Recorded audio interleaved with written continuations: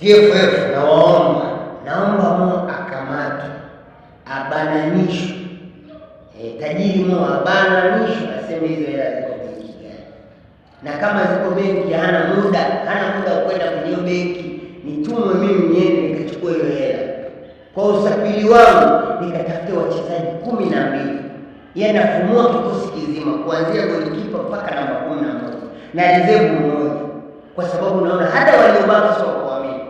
Unaweza kushangaa yule gani ana bwana kibaba wewe sasa 12 anasema wachezaji washakuwa waelewe, hawana msimamo. Hivi wachezaji wa Simba wana mkataba kweli? Hebu tuanzie hivi, nyote wachezaji wa Simba mnao mikataba ya kwamba au mnacheza kama fair play, mnacheza kutusupport, yaani ile kishikani ndio waka mnacheza ndio waka kwa sababu sielewi kama mchezaji anatangaza leo kesho hayupo, na hiyo ile na mwe iko benki gani na ni iko benki gani wewe itoke au tajiri kasa au tajiri umesahau password basi nikukumbushe ile kama kwako kuzaliwa nao unasa bwana, hii sio fair. Hebu kuingilia kati tutaka sasa hivi kama mnachukua hivi mnamfanya shetani apate nguvu. Sasa tumetulia, tumefungwa Simba Day, tumetulia, wachezaji wa Mungu tumetulia, hao mnachukua